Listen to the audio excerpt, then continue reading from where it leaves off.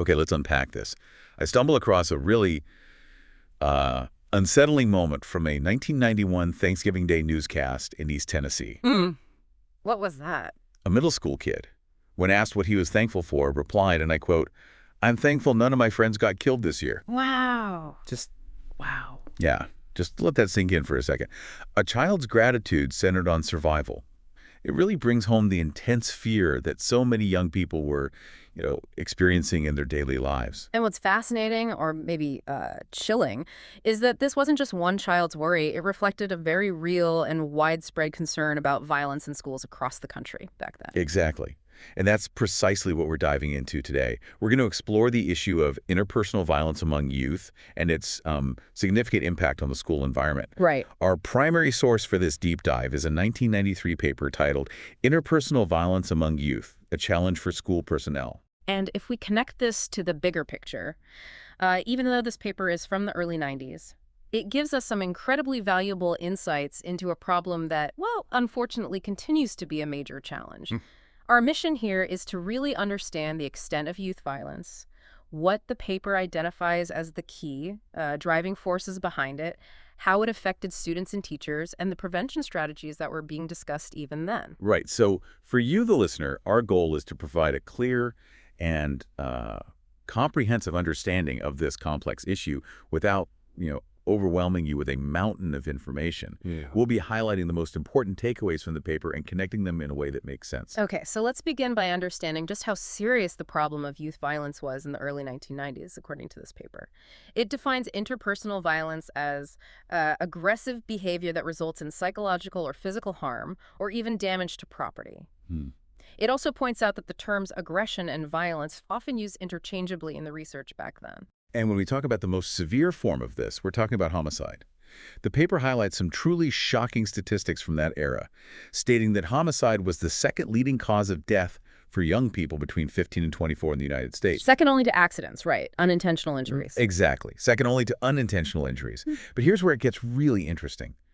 The homicide rate for young American males was about 20 times higher than in other industrialized countries. 20 times. That's staggering. 20 times. This stark contrast underscores a fundamental difference in societal factors, or maybe access to resources, that made young males in the U.S. uniquely vulnerable at that time, a critical point the paper emphasizes. Absolutely. This really points to a uniquely American aspect of this problem.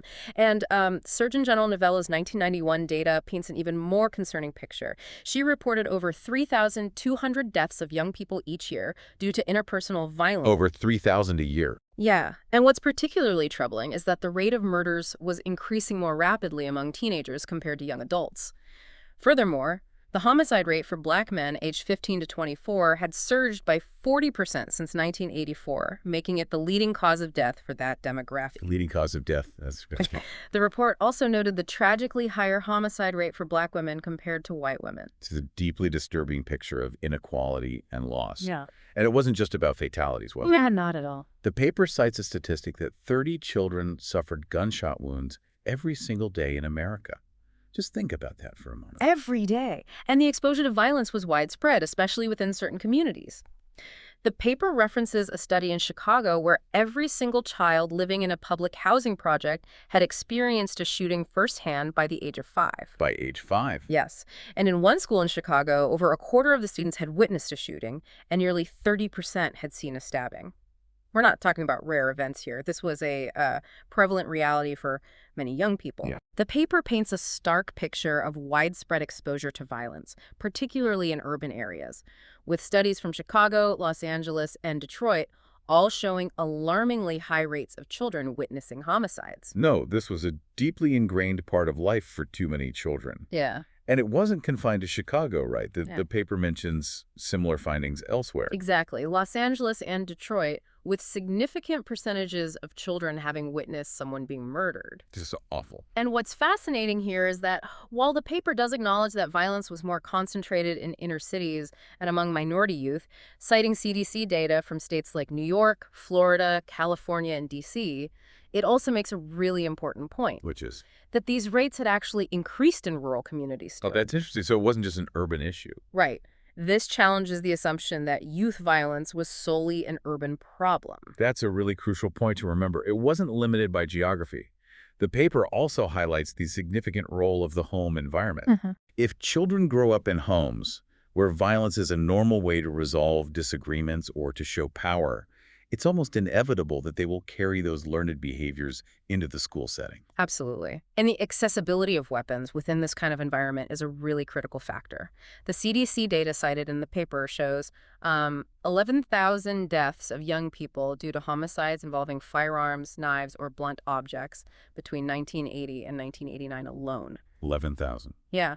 And the 1990 Youth Risk Behavior Survey, the YRBS, found that approximately 1 in 5 high school students had carried a weapon in the month before the survey, 1 in 5. with handguns being the most common type of firearm. And there's a significant difference between boys and girls in that statistic. Oh, yeah, definitely. Boys were about 4 times more likely to carry a weapon. 4 times. Interestingly, the survey also found that knives and razors were carried more frequently than things like clubs. Still, about 1 in 20 students reported carrying a firearm. 1 in 20.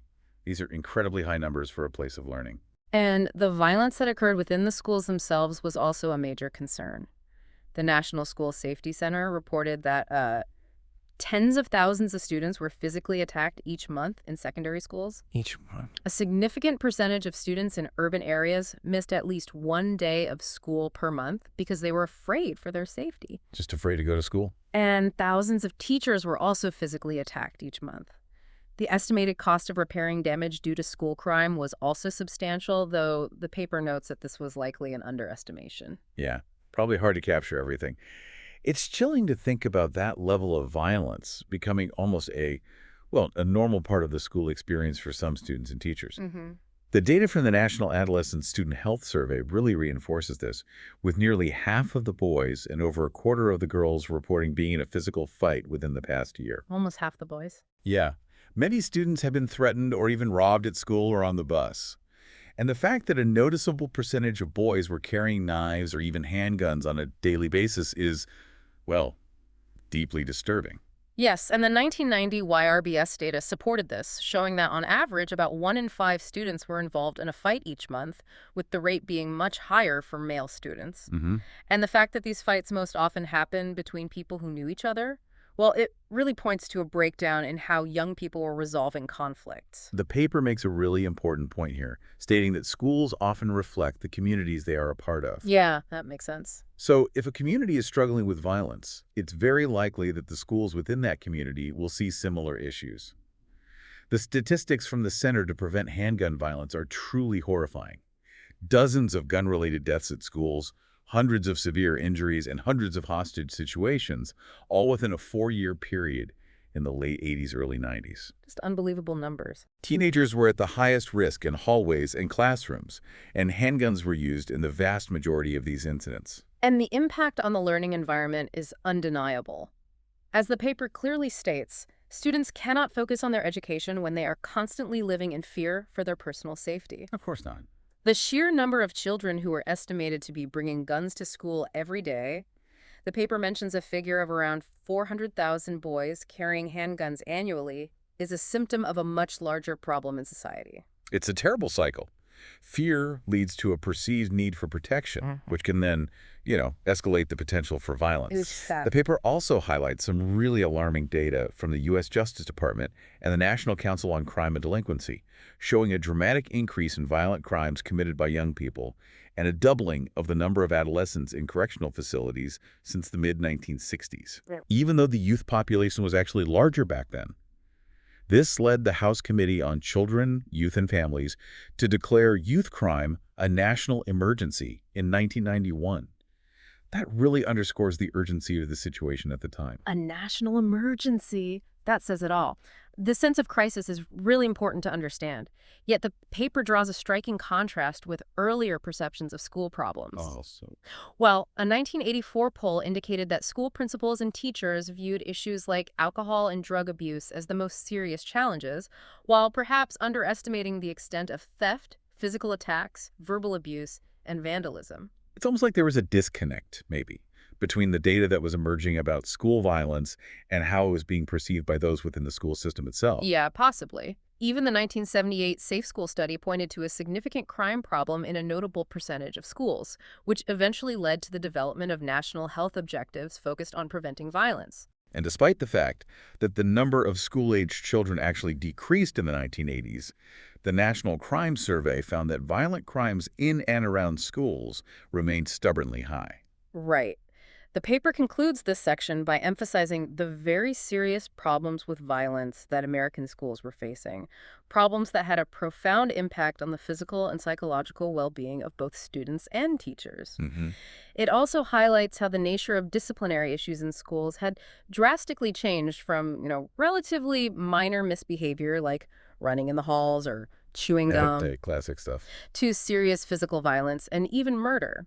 Ultimately, it stresses that this isn't just an issue for schools to handle alone, it's a broader societal problem with significant consequences. Okay, so we've really established just how serious the problem was.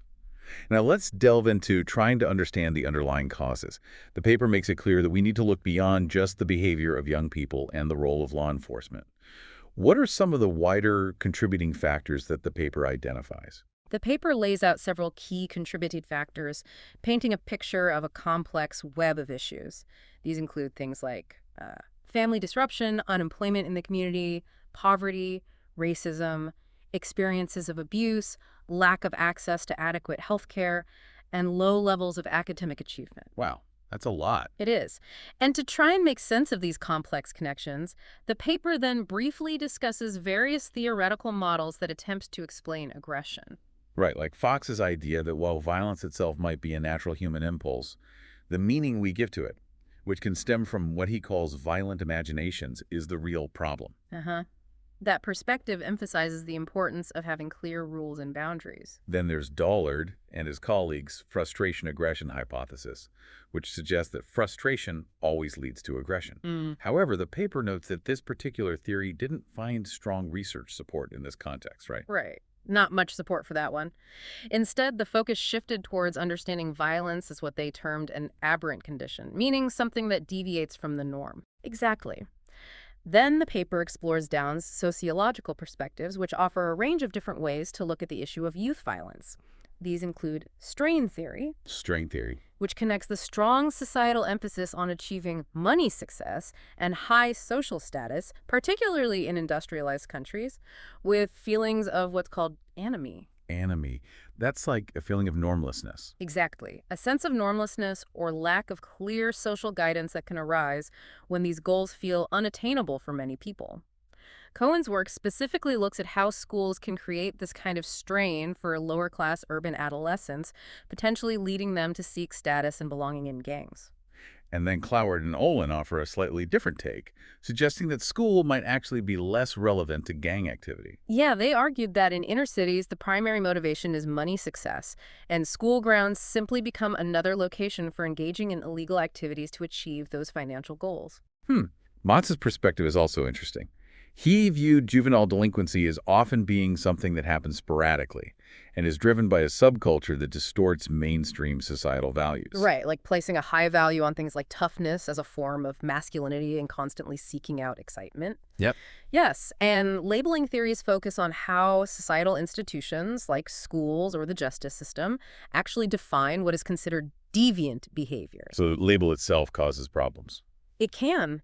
This process of labeling can unfortunately lead to community polarization and even self-fulfilling prophecies, where individuals who are labeled as troublemakers start to internalize that label and act accordingly.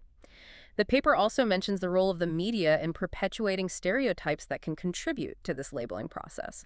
Control theories, on the other hand, operate on the assumption that violence is an inherent part of human nature, and they emphasize the importance of strong social controls, surveillance, and reducing opportunities for violence to occur as ways to minimize it. We also have what are called culture conflict theories, Right. which highlight how conflicts can arise from fundamental differences in cultural values between middle-class and working-class individuals, or between different ethnic cultures.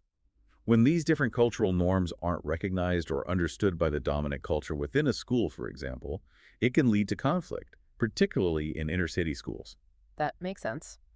And class conflict theories bring in a more economic perspective, drawing on Marxist ideas about inherent conflict between different social classes in capitalist societies. These theories suggest that young people might form subcultures as a way to cope with the tensions and insecurities that arise from economic inequality. And finally, the paper touches on psychopathological origins of aggression, viewing aggressive behavior as potentially stemming from childhood maladjustment. However, it's important to note that the paper indicates there was weak evidence at the time to support genetic factors as a primary cause. Right, weak evidence for genetics. It's a really wide range of theoretical lenses through which to view this issue. It really is. It is.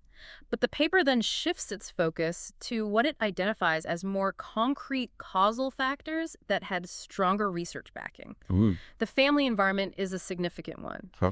Issues like the breakdown of family structure, highly combative home environments, inconsistent or inadequate parenting, all of these were linked to increased behavioral problems in school. Absolutely. The paper cites research that found adolescents living in mother-only households were more likely to exhibit antisocial behavior, although the presence of another supportive adult in the household could help to lessen that effect. That's an interesting nuance. Yeah.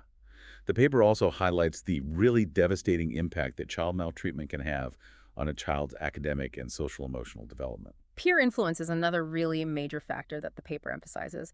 It describes schools as essentially being adolescent cultures with their own sets of values and norms. We're at the high school bubble. Exactly. The values held by a student's peer group can often become more influential than what they're learning in school, especially if the education isn't engaging or relevant to them.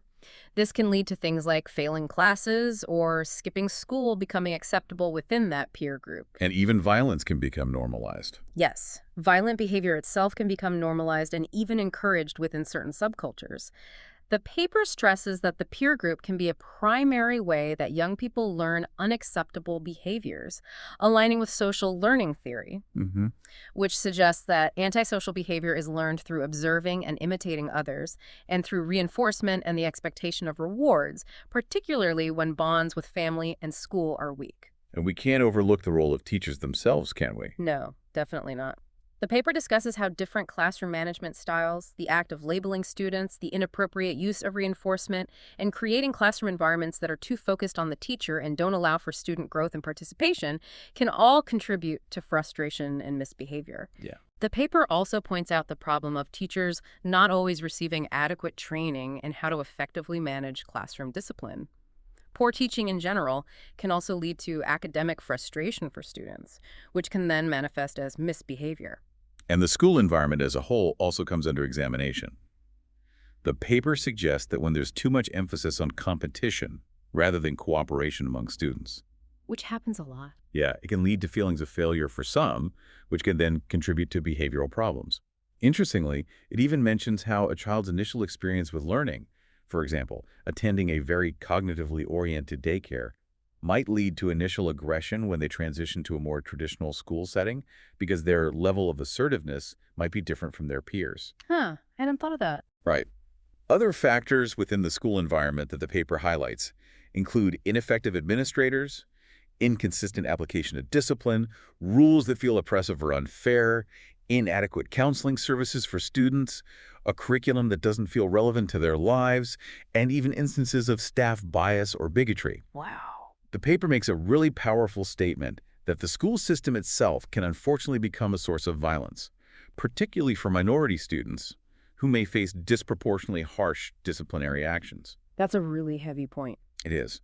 Then there's the undeniable influence of the media, especially television.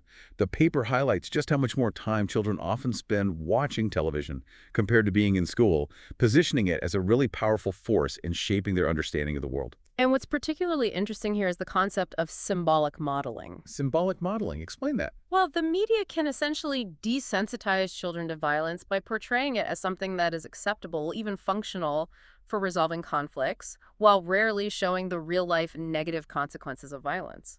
The paper notes that heavy early exposure to television, particularly fast-paced and violent content, has been linked to increased aggression, anger, restlessness, and difficulties with school adjustment. Makes sense. Furthermore, when high levels of TV viewing are combined with either very authoritarian or a complete lack of parental supervision, it can contribute to children developing a fear of the world as an unjust and unsafe place. Hmm. Even seemingly harmless cartoons, with their often dehumanized portrayals of violence, can lead to imitation and the belief that physical combat is an effective and acceptable way to solve problems. The sheer amount of violence that a child typically witnesses on television by the time they reach the age of 16 is staggering. The paper cites estimates of around 200,000 acts of violence, including something like 33,000 murders. 200,000 acts, 33,000 murders, just on TV. Yeah. Longitudinal studies have confirmed that there are long-term effects of this exposure on aggressive behavior.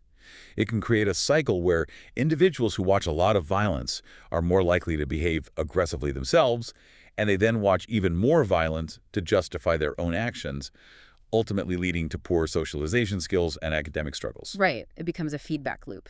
Exactly. The paper even points out how things like Saturday morning cartoons and toys that resemble weapons can further reinforce these violent themes. Finally, the paper examines broader societal factors that contribute to youth violence.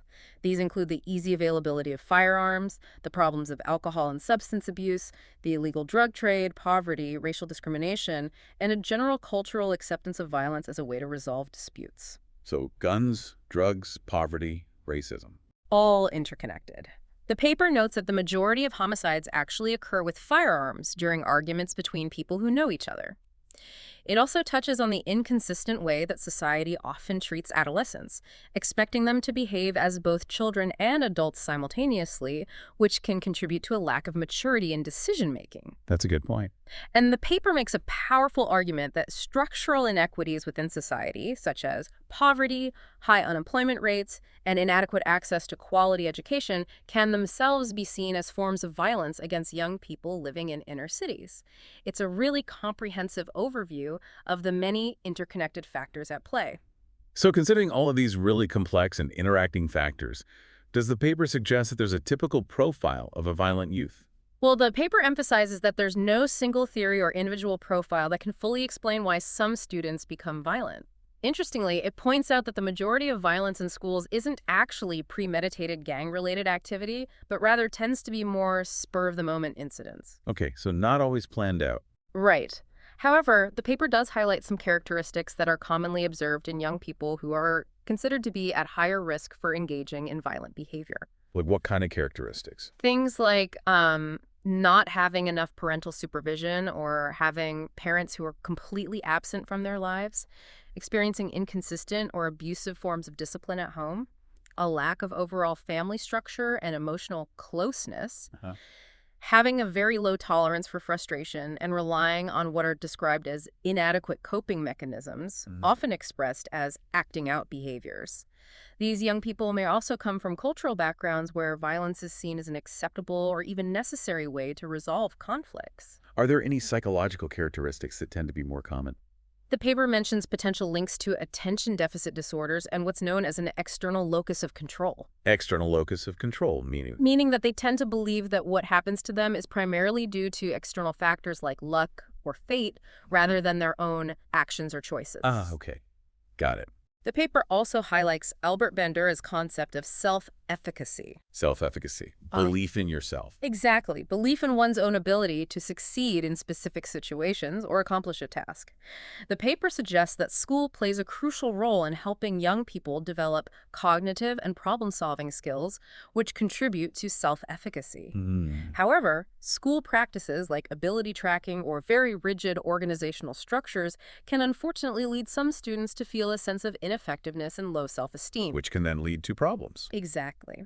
This, in turn, can lead them to reject the values of the school and, as some of the earlier theories predicted, potentially act out aggressively.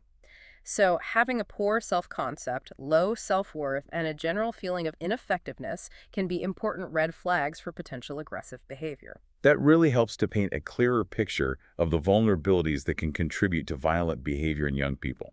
Now, let's move on to discussing the actual impact of all this violence within the school setting. Okay. The paper makes a really important distinction between the objective and the subjective aspects of violence. Objective and subjective. How so? Well, an act of violence can be defined by legal statutes or by school rules and codes of conduct that's objective. But its significance is also very much shaped by how it is perceived and the actual impact it has on individuals and the wider community that's subjective. Right. The same specific act of aggression can have a very different meaning and impact in a small rural school compared to a large, diverse inner city school. Furthermore, unfortunately, repeated exposure to violence can sometimes lead to a process of desensitization where it starts to feel more normal. Yeah, you kind of get used to it, sadly. Yeah. And the work of Iani, which the paper references about adolescents navigating different community contexts, is relevant here, isn't it? That's How the different sets of rules and expectations they encounter across their family, their school, their peer groups, and other institutions like the media and the justice system can create conflict and confusion as they try to make sense of competing ideas, potentially leading to violent behavior. Exactly.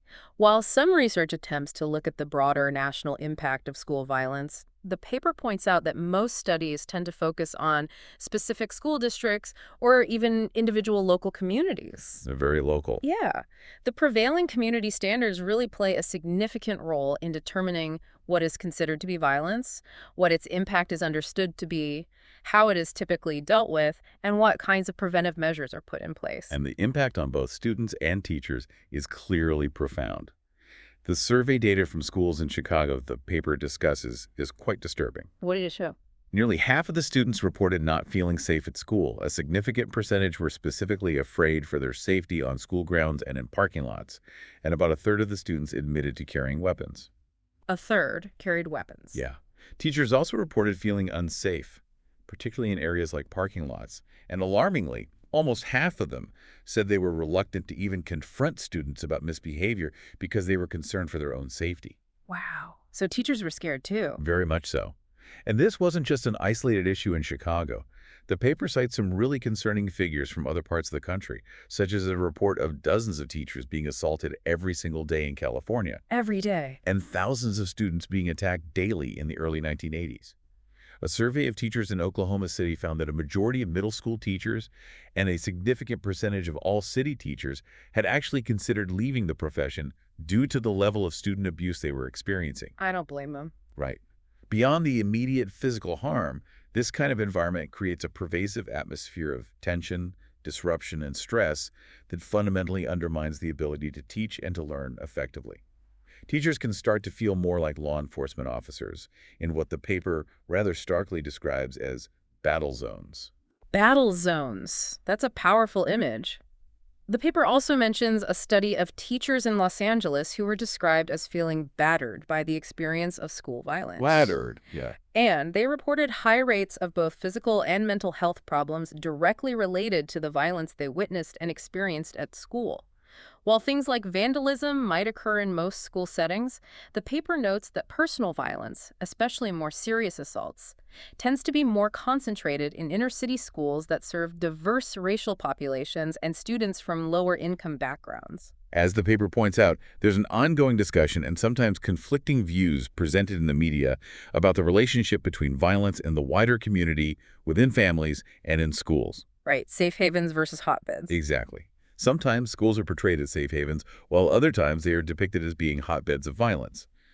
The reality is likely that there's a reciprocal influence between these different spheres. What happens in the community and in families often has a direct impact on what happens in schools and vice versa. Iani's observation in the paper about the lower levels of school violence in suburban areas being connected to a greater sense of shared values and expectations among schools, families, religious institutions, and law enforcement agencies is a really key insight, isn't it? It really is. In contrast, children growing up in inner cities often experience a much more confusing landscape, with differing and sometimes even antagonistic values and expectations being presented by these various institutions. This really underscores the need for a more unified and collaborative approach within communities. This leads us to the really crucial question of what can actually be done to prevent violence in schools. The paper highlights that youth violence was recognized as a major public health priority in the 1990 health objectives, with a specific aim to reduce the disparities we've been discussing. Okay, so it was on the national agenda. Yes. The Healthy People 2000 initiative outlined several key areas that needed attention.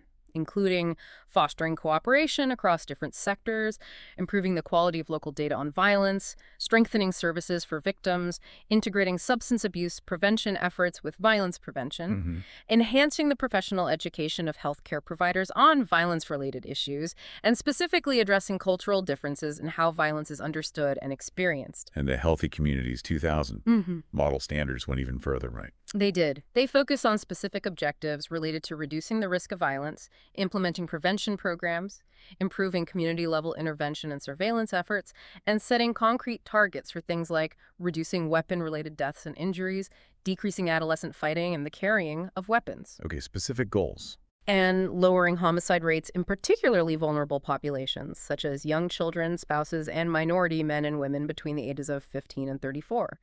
There was even a specific goal to reduce the carrying of weapons by adolescents aged 14 to 17 by 20% by the year 2000. Ambitious goals.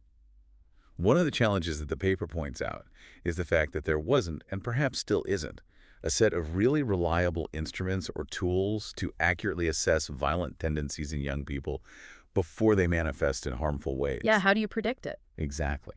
While teachers can certainly observe classroom behaviors that might indicate anger or aggression, like name-calling, hitting, or throwing things, the paper cautions that the link between these behaviors and more serious violence isn't always clear. It emphasizes that when incidents of violence do occur, it's really important to carefully identify who is involved and what the specific circumstances were in order to begin to understand any underlying patterns. However, the overarching message is the critical need to implement preventive strategies within the school setting itself, and to make these strategies even more effective through strong participation from the wider community. Okay, so let's dive into some of those specific preventative strategies that the paper discusses. It breaks them down into curriculum-based approaches, discipline-related approaches, and strategies focused on school staff. Starting with curriculum, what are some of the examples that the paper highlights? Well, the paper mentions several examples of curriculum-based violence prevention programs that were being developed and implemented at the time. One notable example is the violence prevention curriculum for adolescents, which was part of the teenage health teaching modules and came out of the Boston Violence Prevention Project. Okay, what did that involve? This curriculum consisted of about 10 sessions that covered topics like understanding the consequences of homicide, developing positive skills for managing anger and arguments, understanding different responses to being provoked to fight, and exploring nonviolent alternatives to conflict. So practical skills. Yeah, the overall aim was to foster a classroom environment that promoted nonviolence. It utilized realistic scenarios and hands-on activities, and included specific learning goals, objectives, content outlines, handouts, and discussion questions for teachers to use. That sounds like a really proactive way to try and equip students with the skills they need to resolve conflicts peacefully. What other curriculum-based approaches did the paper discuss? Another program highlighted in the paper is called Straight Talk About Risks, or STAR for short. This was a sequential program about guns and violence that was designed to start even in pre-kindergarten and continue through the grades. Pre-K? Wow. Yeah. A key focus was on teaching alternatives to resolving conflicts violently. It also included important components like parent education, community involvement initiatives, and a resource guide for educators and parents. So involving the whole community. Right. The paper also mentions other programs that were being developed, such as Teens, Crime, and Community from the National Crime Prevention Council, which aimed to reduce the likelihood of young people encountering violence and making a difference. Young People in Community Crime Prevention, which focused on actively involving young people in efforts to make their community safer. Getting kids involved themselves. Exactly. Additionally, the Education Development Center was in the process of creating a 10-lesson curriculum specifically for middle school students living in high-risk communities with the goal of reducing violent behavior. And it's not just about directly addressing violence, but also about promoting positive attitudes and behaviors and teaching general safety skills, right? Absolutely. The paper mentions a curriculum called Crime-Resistant Strategies, TIPS, which was designed for students in kindergarten through 8th grade. This program focused on fostering positive attitudes towards authority and responsible behavior, as well as teaching practical safety skills for protecting themselves and others. Like what kind of safety skills? It emphasized things like how to deal with strangers, what to do if you get lost, how to handle emergencies, and understanding the impact of vandalism. The curriculum included specific lesson plans and worksheets on topics like understanding feelings, resolving conflicts, reporting crimes, interacting with strangers safely, and understanding the importance of societal responsibility. Sounds comprehensive. Yeah. The paper also stresses the importance of providing adequate training for teachers on how to recognize and address high-risk behaviors, including violent tendencies, Teacher training is key. and highlights that prevention efforts shouldn't just focus on students already exhibiting violent behavior, but should also target nonviolent youth to help create a more positive and supportive social environment within the school. Changing the whole climate. Exactly. The need for culturally appropriate curricula to help build self-esteem in young men is also mentioned, such as programs that focus on healthy manhood development, provide positive role models, and offer counseling and mentoring opportunities with African American males.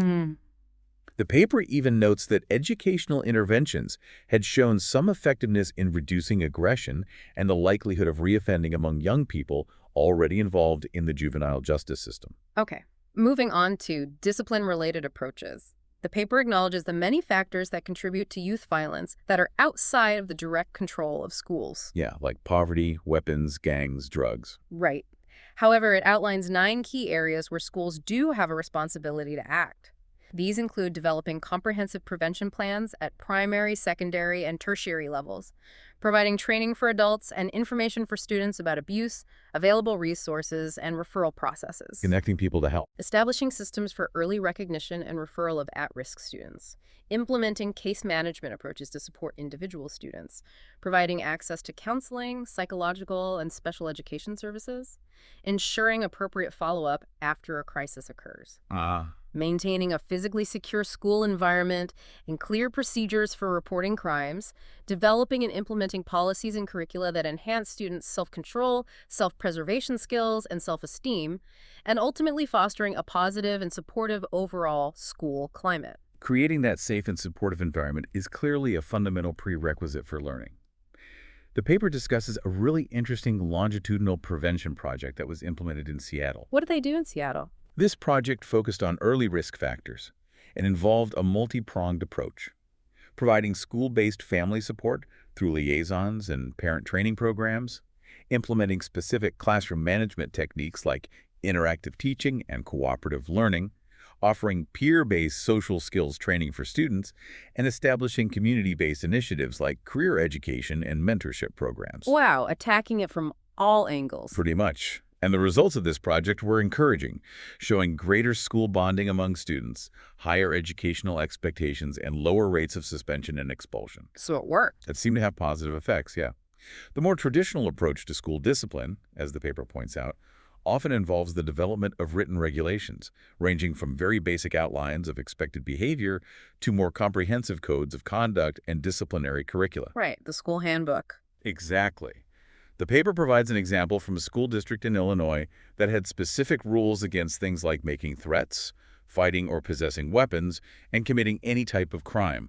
Regardless of the specifics, the paper emphasizes the importance of teachers establishing clear, consistent, and fair rules right from the beginning of the school year. Consistency is key. It also highlights that appropriate communication during disciplinary interactions is absolutely crucial.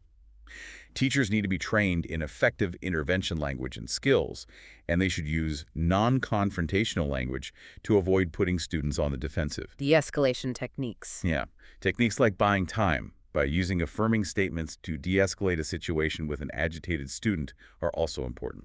The paper also references research that found teachers tended to use more verbal reprimands with older students and fewer positive comments, which could unintentionally increase frustration and aggression. Oh, that's interesting. Less positive reinforcement. Yeah.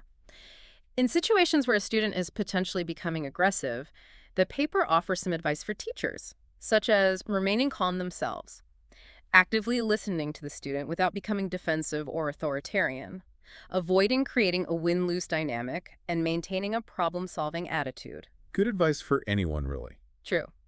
It also suggests things that students themselves can do to help prevent violence, such as using non-offensive language, avoiding physical contact, scheduling time to discuss differences calmly, respecting individual differences and personal property, avoiding alcohol and drugs, and being willing to compromise. Student responsibility, too. Absolutely.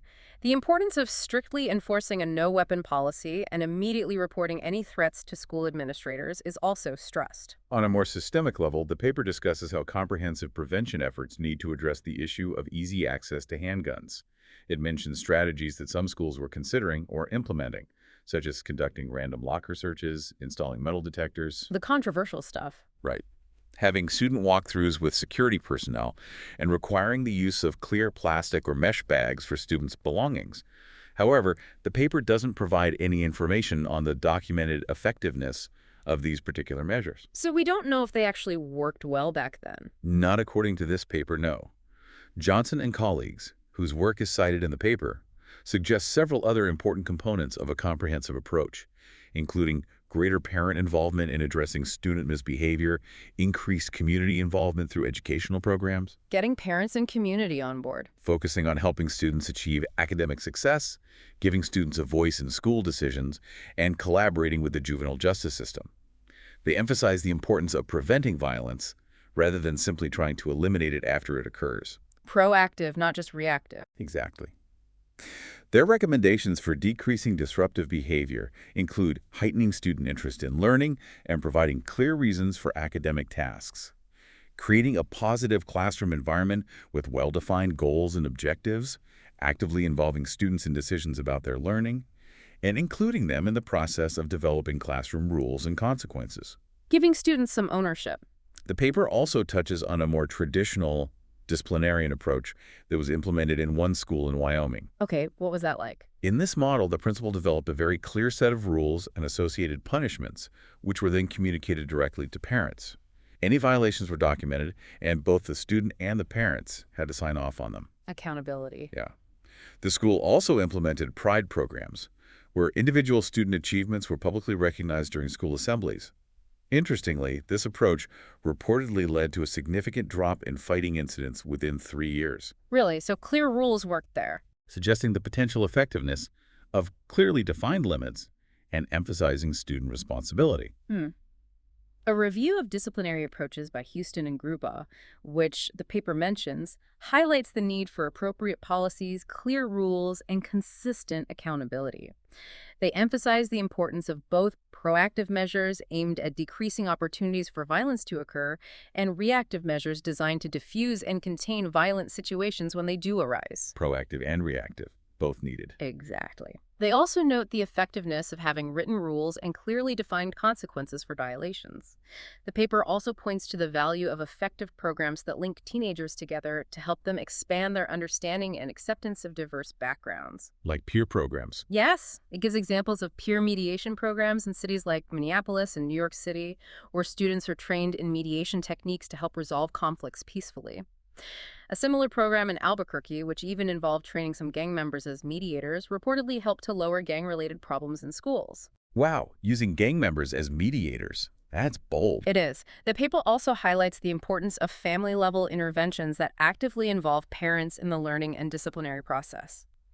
Ultimately, the paper strongly advocates for community-wide comprehensive planning, using the concept of a youth charter, A youth charter. where the entire community comes together to establish shared expectations and standards. The goal is to help young people develop a clear sense of identity and positive values, which can then reduce conflict and encourage active and constructive participation in the community. This requires shared responsibility and cooperation among many different groups and organizations within the community. Sounds ideal, but probably hard to achieve. Finally, the paper addresses the role of school counselors in preventing violence. A review by Nuttall and Kolesnik that is cited in the paper found that there was surprisingly little in the research literature at the time about direct counselor intervention in school violence. Why not? Well, the paper notes that counselors themselves often cited reasons for not being more involved, such as feeling that it was primarily the role of administrators or teachers, lacking specific training in violence intervention, being more focused on career and educational guidance. Okay. A perception that schools sometimes discourage direct intervention, whitewashing incidents, and a reluctance to be seen as disciplinarians, Didn't want to be the bad guy. perhaps. However, the paper points out that community agencies often viewed school counselors as ideal individuals to act as links for reintegrating troubled youth back into the community. So a bridge role. Yeah. The work of Goldstein and colleagues, also referenced in the paper, suggests that while teachers are well-positioned to observe antisocial behavior, school counselors and psychologists should be the ones to conduct more in-depth evaluations and provide timely interventions before negative behavior patterns become deeply ingrained. Early intervention. The paper also briefly touches on the role of law enforcement, suggesting that they should have a more active presence, supported by better legislation. It notes that suburban and rural schools often have more cooperative relationships with law enforcement compared to urban schools, which might be due to the greater sense of shared values and smaller community sizes. That makes sense. Interestingly, the paper mentions that urban school administrators were often hesitant to involve the police in incidents of violence, possibly due to poor existing relationships. It also points out that the presence of police in schools can have both potential downsides, such as creating a siege mentality, and potential benefits, such as promoting a sense of neutrality and safety. A double-edged sword, maybe. Could be. Lastly, the paper discusses staff-focused approaches to violence prevention. It highlights recommendations from a forum on youth violence, emphasizing that everyone in the school environment, from the janitor to the principal, should be involved in prevention efforts. Everyone's responsibility. Exactly. This should also include parents and the provision of community-based intervention programs available to all communities, not just minority populations. Specific recommendations included training in conflict resolution techniques like empathy development, impulse control, problem solving, and anger management. The skills we talked about earlier? Right. Also, the development and implementation of comprehensive safe school plans that include clear policies and attention to environmental design, the use of mentoring and positive role models, especially for minority students who may lack positive alternatives to negative influences, the strategic use of peer groups to help shape positive social norms, the integration of school-wide curricula that focus on building self-esteem, promoting responsible behavior, providing positive role models, and are culturally relevant, and the establishment of programs specifically designed to enhance self-esteem among students. The paper also shares some of the procedures that were being used by 5 large school districts at the time.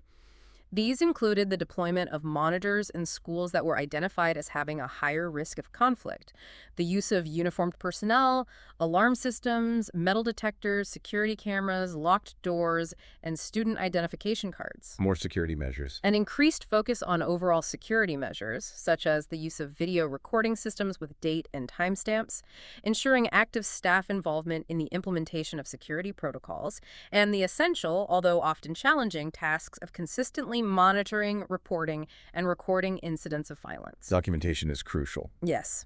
Recognizing the need to support school personnel who are facing threats, the paper mentions the development of more prevention programs specifically for them, such as workshops in New York City that focused on understanding verbal and body language cues and strategies for managing fear. Like avoiding phrases like calm down, acknowledging the other person's feelings, assuming an equal or lower physical stance, avoiding showing fear, and maintaining direct eye contact.